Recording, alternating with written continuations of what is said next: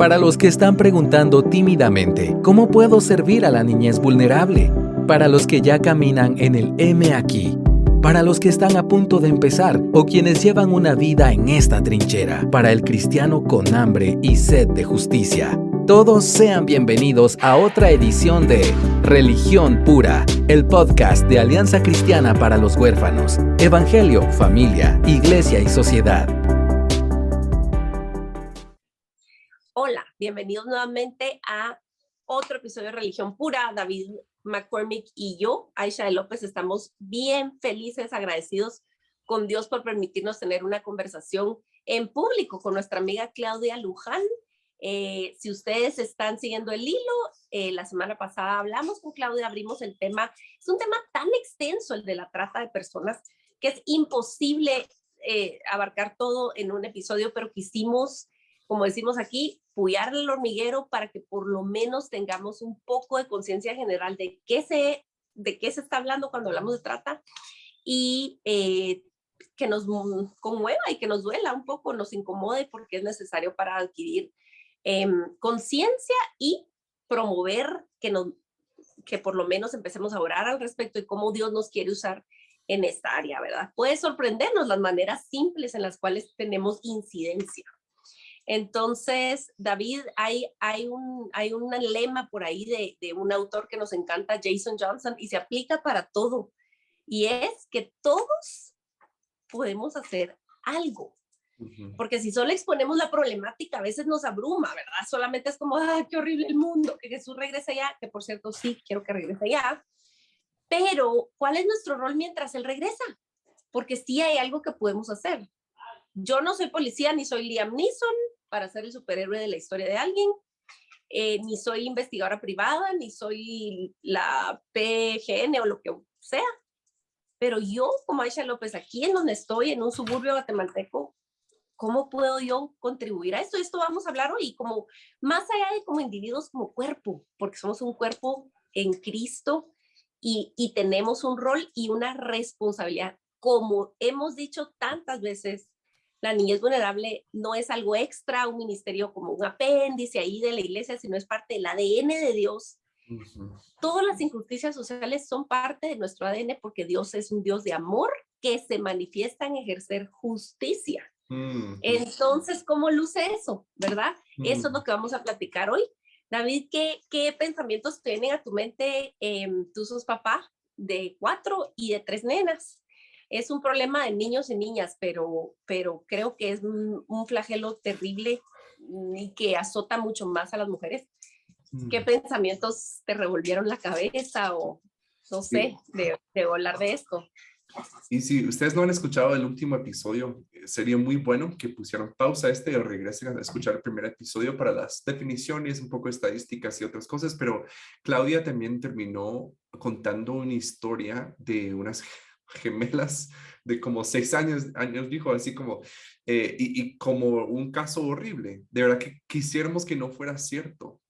De verdad, y obviamente pensando, traté en ese momento como distanciar mi corazón porque trato de como que que no me cargue tanto, pero al mismo tiempo debemos cargarnos con las cosas que pasan a otras personas que no están en nuestras familias biológicas y es muy, no sé, me pega muy fuerte. Porque de verdad yo trato de estar en mis cosas, en mi día, y de verdad que ignoro y finjo que no está pasando nada, ¿verdad? Pero realmente no es como para que levantemos otra causa, porque de verdad cabe en la misma causa, como decía Aisha, que es la justicia social. Y estoy leyendo ahorita un libro de Jackie Hill Perry sobre la santidad. Y ella habla de que también como Dios es santo, la justicia tiene que existir. Y entonces cuando nosotros estamos practicando justicia, como decía también Claudia en el primer episodio, ahí sí estamos santificando el nombre de Dios, ¿verdad? Como ella lo explicó. Y debemos estar involucrados en la justicia social porque Dios está 100% involucrado en la justicia porque es su naturaleza. Su santidad no le permite dar, ¿cómo se dice? ignorar, digamos, la causa de la justicia porque es parte de su santidad. Entonces, pega muy fuerte como creyente, como papá, en el trabajo que nosotros también realizamos en ACH. Así que, bueno, Claudia, sigue pegando duro nuestras emociones. eh, pero porque cuesta, ¿no? O sea, cuesta realmente Sí, escuchar y sí, saber y suena que no hay esperanza, pero sí, cuéntanos sí, que sí así hay. suena. Yo generalmente cuando estudiamos, ¿verdad? Nos enseñan a que hay que distanciarse, ¿verdad? Como decía David. Yo sí me ha pasado mucho de llorar antes o después, sobre todo cuando me toca leer el caso, ¿verdad? A veces sí pongo mi barrera y digo, no, no, no tiene rostro, no tiene rostro y me empiezo a engañar. Pero cuando sí es muy fuerte, pues yo lo llevo ante el Señor porque he aprendido a transformar, ¿verdad? Esa pena y eso que me carga tanto en petición. Y eso ha aliviado mucho mi carga. No es fácil ver a los ojitos a un niño y que le cuente con su inocencia, ¿verdad? Me puse tal cosa y él me dijo que tará, y entonces me dije, y después vi que salía en la pantalla y ver eso de verdad quebranta, sobre todo para quienes somos padres, ¿verdad? Porque ya lo vemos con otra perspectiva, aún más emotiva. Entonces, algo de verdad que mencionábamos en el episodio anterior era que en muchas ocasiones podemos ver ese dolor, pero que haga sentido, que no sea para que entonces yo me victimice como escuché en alguna película, decía, ¿y en qué momento empezamos a hablar de ti, verdad? Porque yo pobre, todo lo que yo estoy sufriendo por estos que sufren, ¿verdad? Sino es más para trasladar eso a no tener temor, a saber que habemos más personas o creer de verdad que habemos más personas y si no más en volumen, sí más en pasión y en fuerza para querer hacer la diferencia, ¿verdad? A mí eso creo que me da mucho ánimo cuando hemos ido a la cumbre, cuando hemos estado en reuniones así, yo digo, ay, me encanta solo el hecho de estar aquí, tomar café y saber que habemos un montón queriendo hacer lo mismo que es proteger a la niñez o queriendo hacer lo mismo y es procurar justicia, que aún la justicia terrenal es injusta, ¿verdad? Como el Señor dice en Isaías, que aún nuestras buenas obras son tomadas como trapos sucios, y no quiero ser muy explícita en el término, pero asuman, ¿verdad? En cuanto a trapo sucio, esas buenas obras, ¿verdad? Entonces, algo muy importante es de que sí tenemos esperanza cuando sepamos estas historias como la que contaba Aisha en el episodio anterior, como la que comenté yo también, cuando sepamos estas historias, trasladémoslas en petición, ¿verdad? Hacia el Señor y también con sabiduría cuando sea el momento de compartirlo para prevenir, no para tener miedo, para prevenir. Algo que yo les digo mucho a mis hijos es, en cuanto a agresión o algo así, yo les digo, tienen permiso de con alguien que les representa peligro portarse mal. Pueden tirar patadas, pueden gritar, pueden incluso decir una palabra que no es correcta en casa, ¿verdad? Pueden morder, pueden atacar. ¿Por qué? Porque a los niños les enseñamos, pórtate bien, no puedes esto, no puedes el otro, y el niño cómo va a diferenciar de cuando está en peligro. Entonces, algo muy importante, cuando sepamos estas historias y todo, sepamos que es para prevenir, para en medio de la gracia del Señor, ¿verdad? Que nos permite compartirlo con otros también. También sepamos que es para equipar a los que amamos, ¿verdad? Y algo muy importante, si nosotros somos servidores públicos, si trabajamos en una instancia de gobierno o si trabajamos en un ministerio, en una instancia privada que tiene contacto directo con niños, con familias, tomémonos el trabajo lo más en serio posible, porque esperar que el memo pase, esperar que la llamada se dé, esperar que se haga el informe, esperar, no, mañana doy la bolsa de víveres, etcétera, tengamos mucho cuidado con eso porque algo que me llamó la atención en el tema de trata es cómo la participación activa o pasiva de los servidores públicos está dentro de trata. Siempre, con todos esos millones, no puede ser que no haya. Pero también dentro de los servidores públicos hay muchas personas de nuestra misma fe, ¿verdad? Entonces tengamos cuidado, no nos acomodemos a un sistema, hagamos la diferencia.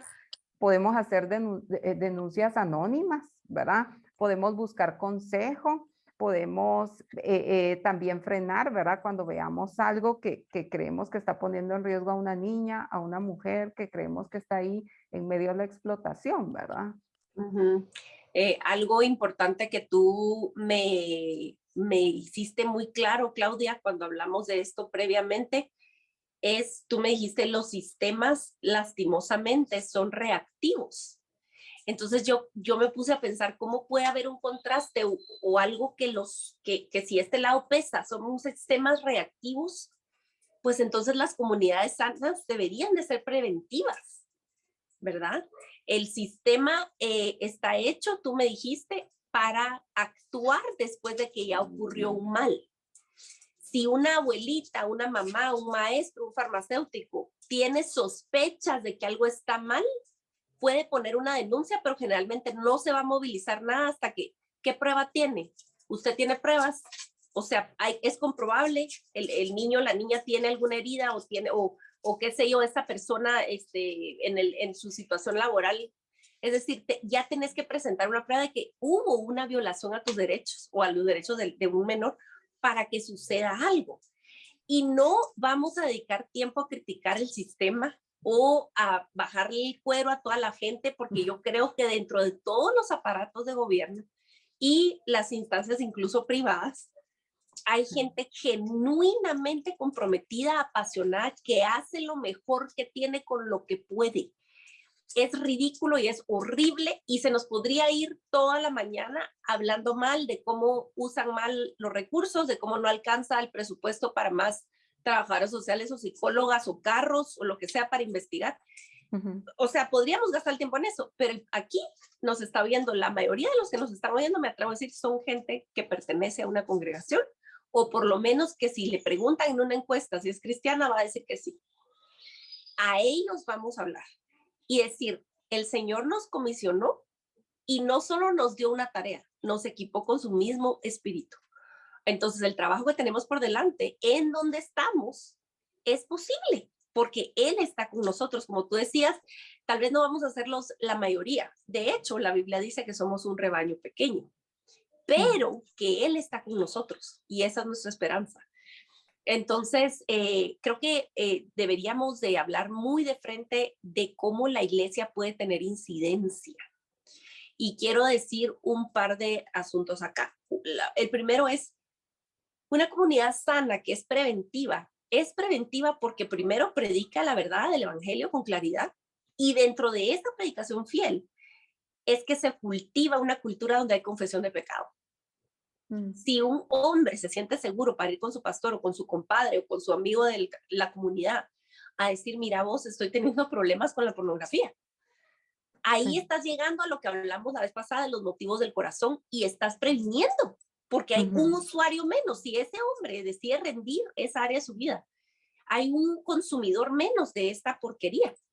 Entonces, es un ejemplo pequeñísimo.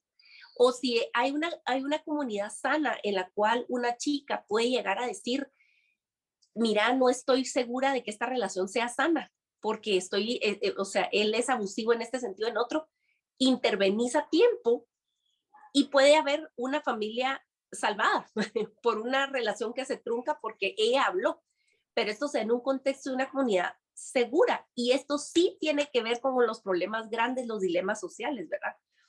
Entonces, eso es muy importante decir que sí importa, la iglesia local es fundamental en la salud de una sociedad porque atiende al organismo primordial que es la familia. Y muchas veces cuando no hay figura paterna, cuando la mamá tiene que trabajar todo el día, no sé qué, ahí es donde entran las oportunidades de la maldad. Pero ¿dónde está la iglesia? Entonces, es tan importante. Por el otro lado, yo quiero que toquemos este tema. Miren, dentro de la iglesia se da un fenómeno y es cuando hay casos puntualmente, ¿verdad? De abuso doméstico, de violencia doméstica, abuso sexual, etcétera, etcétera. ¿Cómo vemos a menudo que lo manejan, entre comillas, porque eso no es manejarlo, ¿verdad? Es quererlo tapar, pero resulta que se revela un caso. Lo que hacemos primero es, veo yo muy a menudo, tomarnos las cartas del asunto en nuestras manos y hacerle como que fuéramos especialistas y no lo somos, donde a veces lo que corresponde es una denuncia. No que el pastor intervenga y diga, mire, perdónelo, hermana, mire, el Señor, todos somos pecadores y el Señor lo perdonó y que no sé qué. Ahora, perdónense, incluso devuelven a los niños a sus contextos peligrosos, ¿verdad? Sí. En el afán de predicar el perdón de Dios, y eso no es así. Quiero que ahondemos en eso. Ahí les aviento, ahí les dejo, vámonos al callejón de la trompa. Bueno, estaba viendo sí, David o yo, pero bueno, quería comentar con eso. Sí, he tenido varios casos, lamentablemente dentro de la iglesia, voy a hablar específicamente dentro de la iglesia cristiana y donde se maneja mucho esto de que perdonemos y entonces todos quedamos felices por siempre y para siempre, ¿verdad?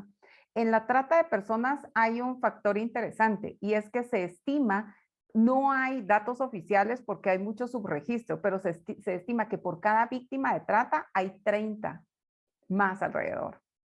Es decir, ya no es solo la señorita que se trajeron de X o Y lugar y está trabajando 16 horas. Es que su hermana tiene esa práctica, su mamá tuvo esa práctica, sus otras primas, los vecinos, todos en la aldea. Eso es algo muy común. Entonces, eso es lo que se estima. Por cada víctima hay 30 alrededor. En el tema de trata con fines de sexuales, ¿verdad? Es más visible este tema, ¿verdad? Porque un agresor no es exclusivo de esta víctima, sino generalmente de muchas víctimas. Entonces, algo muy importante es que nosotros como iglesia no seamos nada permisivos, ni flexibles, ni nada de esto con el tema, y mucho menos ponerlo con la cuestión del perdón, entre comillas. Una abogada cristiana y todo una vez me decía, mira, esto tiene un fuerte conflicto porque ¿qué pasa con el perdón? Y luego el Señor le mostró, ella lo compartía conmigo y me quedó en el corazón y ella decía, ella era, digamos, ella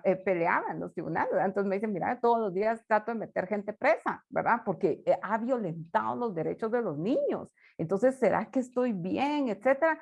Y va que el Señor le mostró y dijo, yo ya me di cuenta que estoy contribuyendo aún para la salvación de ese agresor, porque el que vaya a cumplir con una pena es una gran oportunidad para que deje de pecar si así decide y para que se arrepienta de lo que hizo. Y me hizo tanto sentido, ¿verdad? Porque, y es lo que trato de transmitirle, por ejemplo, a algún niño, alguna niña que me dice, mira, es que él me dio mucho dinero y de verdad ayudó la deuda que teníamos, etcétera. Entonces le digo, esta es la oportunidad que le damos a este sindicada de un delito para que se arrepienta y sobre todo para que no lo siga haciendo con los que vienen, ¿verdad? Entonces, algo muy importante, si no conocemos del tema, si no estamos muy seguros, mejor vayamos con profesionales en el campo, ¿verdad? Y algo muy importante, no importa si somos profesionales o no, hay un delito que se llama omisión de denuncia.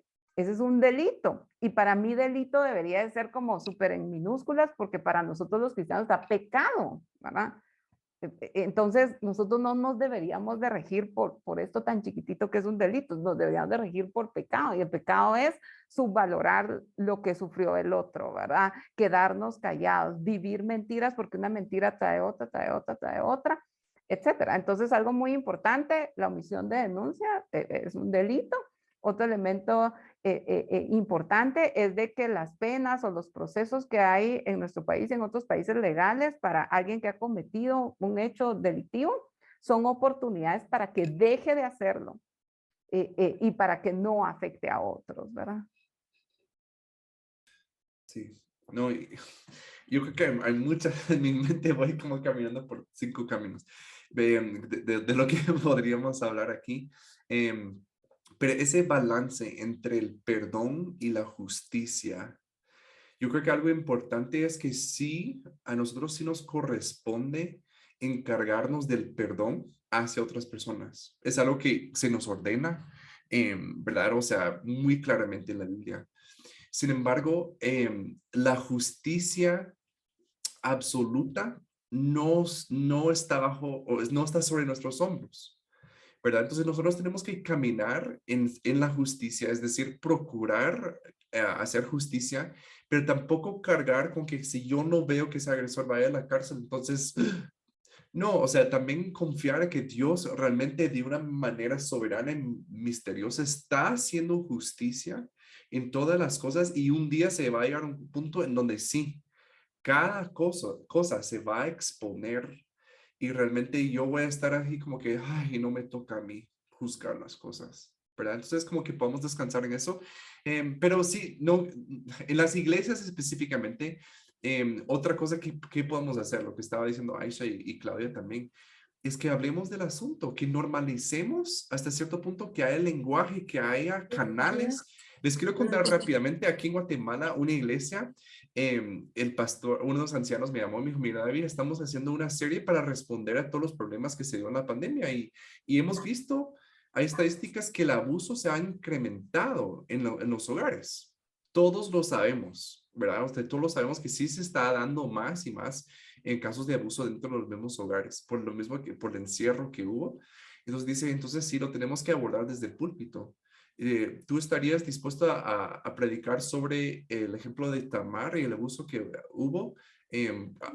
O sea, afrontando esto que del abuso, yo sé que es un tema complicado, yo sí, no lo quisiera hacer, pero qué buenísimo que se atrevan a hablar de un tema de que no es popular, no es cómodo, no es sobre tu prosperidad o lo que tú puedes ganar, realmente es algo bíblico que está como para confrontar algo real en la sociedad y como cristianos, ¿cómo vamos a responder esto? Así que también desde el púlpito se puede trabajar mucho en ese respecto.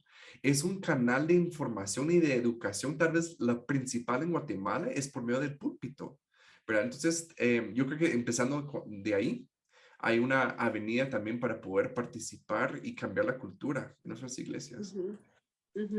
Hace poquito leí en un excelentísimo libro. Hace unos episodios les enseñé el libro, es un librito rojo de La vida central en el Evangelio. Y en el capítulo del perdón, el autor cita a otro autor, que no tengo ahorita a la mano el nombre, pero básicamente la cita decía algo así como, el perdón es soltar una deuda, pero no prestar más dinero hasta que no haya muestras de arrepentimiento. Porque no vas a dejar que el otro siga pecando contra ti. O sea, si ya tú estás consciente de eso, es una muestra de amor. Estamos tan mal enseñados a lo que es perdón, que entonces la gente con buena intención dice, no, tenés que perdonar, tenés que perdonar. Se puede, señores, perdonar al agresor y ejercitar la justicia. Sí se puede perdonar a alguien que yo meto tras la reja, sí se puede. Y entonces solo lo quiero dejar ahí porque si incluso tú eres una víctima y ya incluso puede ser que seas adulta o adulto y fuiste víctima y te sientes mal porque no viste justicia. Hay un cierre, ¿verdad? Hay un cierre, quiera que no, aunque la justicia terrenal es imperfecta y es incompleta, sí hay una, como un abrazo, siento yo, como una, te creemos, ¿verdad? Una validación cuando se ejecuta la justicia. Entonces, creo que es necesario decirlo en contextos cristianos, esto es algo terrible, es una herramienta muy mal usada. Con temas de todo tipo de abuso y necesitamos aprender mucho más y híjole, ahí sí que zapatera tu zapato y llamar a gente que nos ayude, ¿verdad? Sí, ¿Qué sí, podemos hacer? totalmente. Sí, ¿qué podemos hacer, Claudia? Porque creo que muchos líderes de iglesias quieren hacer algo, ya están escuchando y tienen preocupación por estos temas. Es complicado. Alguien preguntaba en la conferencia que yo fui hace un par ¿verdad?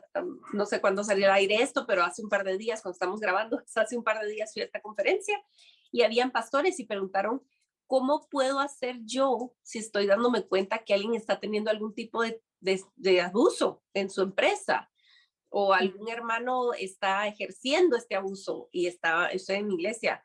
O sea, ¿cómo lo abarco? ¿Verdad? O sea, ¿y qué podemos decirle a los líderes o incluso a personas que no son? Creo que es más difícil cuando sos miembro de una iglesia y el liderazgo no está interesado en abordar el tema, pero ¿qué podemos decir? Sí, sí. Creo que algo importante, bueno, y eso se haría, digamos, si es una ONG o es una organización, y uno dice, bueno, si va a atender adulto mayor, enfóquese en conocer, no es abogado, es como leyes para no abogados, ¿verdad? ¿Cuál es el marco, ¿verdad?, que protege al adulto mayor? O si trabaja con mujer, ¿cuál es el marco que protege a la mujer? O con niñez, etcétera. Por alguna extraña razón que yo desconozco, no se hace tanto en la iglesia. ¿verdad? Pero creo que se debería hacer. Digamos, los líderes que ven los grupos de niños deberían de conocer lo básico de la ley que protege a los niños, ¿verdad? ¿Por qué? Porque entonces yo no sé qué es denuncia y qué es un delito, ¿verdad? ¿Será que aquí sí, que aquí no, ¿verdad? Había alguien que me decía, mire, para mí está mal que a esta señorita le ofrecieron trabajo, apenas tiene 15 años. Y dije, bueno, pero en Guatemala, con un permiso de los padres, a partir de los 14 años puede trabajar y además también va a estudiar. Ah, es que yo estaba pensando que le daban los derechos a la educación. Dije, no, solo se ve bonito, pero estamos tergiversando un poquito, ¿verdad? ¿Por qué? Porque no conocemos. Entonces, lo primero que yo diría es que, digamos, conozcamos las leyes básicas de la población a la que estamos sirviendo, ¿verdad? Número dos, también pensemos en que una teología débil, y yo no soy experta en el tema, ¿verdad? Pero solo cuestión de sentido común, una teología débil va a tener mujeres débiles, familias débiles, niños débiles, papás débiles, ¿verdad? Entonces, como decía Aisha, bueno, ahí zapatera tus zapatos, eso no es mi campo, pero sí creo yo eso. Y algo importante en un libro que se llama Responsabilidad Social de Charles, no sé cómo se pronuncia el apellido, pero es como Caldwell. Él dice, los pecados del corazón y los que se cometen con las manos son igualmente despreciables delante de Dios. Cierto es que los del corazón son la causa de los de las manos.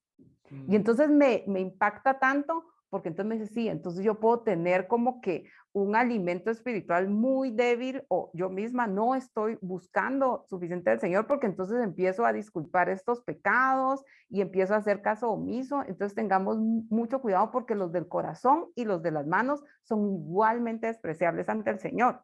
Lo único es de que unos se ven más que otros, ¿verdad? Entonces, cuidemos esa fortaleza y también apoyémonos en las leyes humanas, ¿verdad? Que de alguna forma nos van rigiendo, pero ese debería ser un estándar básico y nosotros como iglesia deberíamos de tener otro mayor. Aquí en Guatemala hay un registro de agresores, el famoso RENAS, ¿verdad? Que entonces muchos creen que, no, cualquiera que venga va a tener contacto con niños, muestra sus RENAS. Y sí es un avance, pero eso no es como una constancia de, ¿por qué? Porque el RENA registra agresores que ya fueron ligados en un proceso legal y un alto porcentaje nunca se les ha demostrado nada. Entonces, tengamos cuidado con la teología, tengamos cuidado con que sí se conozca lo básico y algo muy importante. Decía Aisha, cuando conocemos todo esto nos abruma. También si pensamos en que nosotros vamos a erradicar la trata, nos abruma. Es como un gran mundo que nosotros no podemos cargar. Pero quizá no nos compete directamente erradicar la trata, sino modificar la forma en la que vemos al otro. Hacer formas dignas de trabajo, ¿verdad? Cuidar o apoyar a las víctimas. El apoyo victimológico es básico, ¿verdad? Para llegar a una justicia terrenal y también para sanar las heridas. Entonces, denunciar también, solo el hecho de que alguien sienta que le creyeron, ¿verdad? Hace una gran diferencia. Y, digamos, en pocas palabras, entorpecer el proceso de la trata, hacerlo torpe, bloquearlo, lastimarlo, ¿verdad? Algo muy sencillo, hace muchos años, yo me acuerdo estaba chiquita, entonces no hace tanto, no, pero no me acuerdo cuánto, pero solo me viene un flashazo. Yo me acuerdo que estábamos pasando la lluvia, yo crecí en barrio, ¿verdad? Nada de residencial ni nada, entonces era barrio y había como lo que se llama en Guatemala un motel, que son, bueno, ustedes saben, ¿verdad? Son moteles, pero bueno, la cosa es de que había una cosa así para protegerse y estábamos con, no recuerdo mucho, tal vez mi hermano pequeño y un amigo de la familia, pues estábamos pasando la lluvia para poder correr a una cuadra más que ya estaba mi casa. Y sale el señor del motel bien enojado.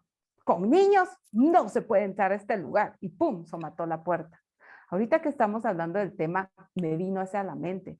Yo dije, yo no sé si la persona era cristiana, nosotros estábamos pasando la lluvia para correr hacia mi casa, pero de verdad que una acción tan aparentemente sencilla puede hacer la diferencia. Si nos molestamos, si nos indignamos, si nos insulta, que lleguen con menores de edad a comprar bebidas o a otras prácticas o a comprar anticonceptivos o alguna sustancia tóxica o ilícita, entonces entorpezcamos los procesos de trata, hagámoslos torpes, ¿verdad? creo que esa es una buena invitación, ¿verdad? Al final de cuentas, somos, o sea, Dios salvó para sí mismo un pueblo, una familia, y nos llama sal y luz, ¿verdad? Y estamos dispersos por todos lados. O sea, la iglesia, cuando realmente está sellada con el Espíritu Santo, es imparable y estamos en donde Dios quiere que estemos. Todos tenemos el poder de hacer algo en donde estamos, en nuestros lugares ordinarios, ¿verdad? Y sabemos que no hay casualidades. Cuando estamos en las manos del Señor, de verdad, no hay casualidades y Él nos puede usar donde estamos. Bueno, recuerdo el caso de una mujer que fue abusada por su papá por años. Cuando tomó valor para contar la historia a la persona que a más confianza le tenía, que era su abuelita, la abuelita le dijo, no vamos a decir nada. Su papi es buena gente y esto va a ser un problema, entonces no vamos a decir nada. Y ella lo cayó porque entonces dijo, entonces la que está mal soy yo. Una niña no tiene cómo entender que esto está mal y la persona más de confianza te está diciendo que dejémoslo así. Y pasaron más años. Y cuando ella tenía 12 años, fue a la parroquia a la cual ella tenía acceso y se sentó en el confesionario a confesar su pecado, ¿verdad? Entre comillas. Y bendito sea Dios que ella tuvo ya la desesperación de hablar. Y bendito sea Dios que este hombre, que es un sacerdote, que sabe quién es, Dios lo bendiga, le dijo básicamente, no es tu culpa, esto no está bien, y la próxima vez que tu papá se acerque a ti, tú pegas de gritos. Lo que tú le dijiste, tú empoderaste a tus hijos y les dijiste, aquí te vale portarte mal.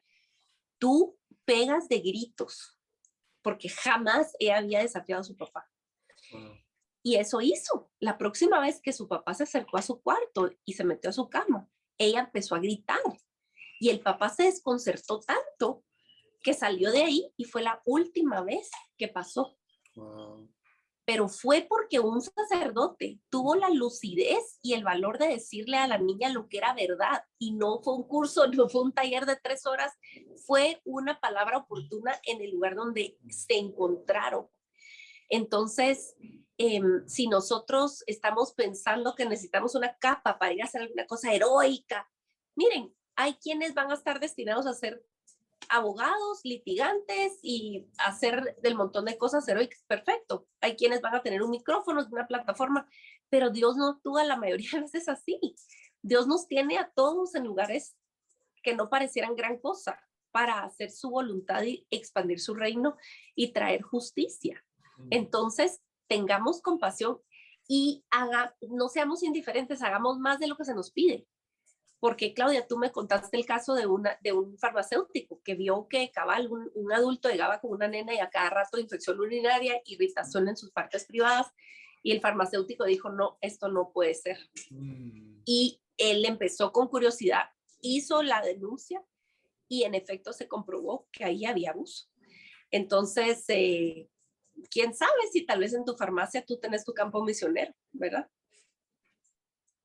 Sí, totalmente, totalmente. Y eso sí, como decía Aisha hace un rato, que todos podemos hacer algo y requiere creatividad, pero también confiando de que Dios nos ha ubicado en puntos estratégicos. O sea, no es casualidad, como decía Aisha, que tú estás en el lugar donde tú vives, con los vecinos que tú tienes, en el trabajo que tú tienes, ¿verdad? Entonces también de abrir nuestros ojos, elevar la vista y ya con este entendimiento ver realmente qué está pasando. Y yo sí les animaría a pensar mucho cómo pueden influenciar en sus propias iglesias, ¿verdad? Porque yo creo que como decía Claudia hace un rato, cuando nosotros humanificamos la teología, ¿verdad? Y la hacemos nuestra y la torcemos para que se alinee con nuestros deseos, siempre terminamos vulnerando más a las poblaciones que ya son vulnerables. Siempre.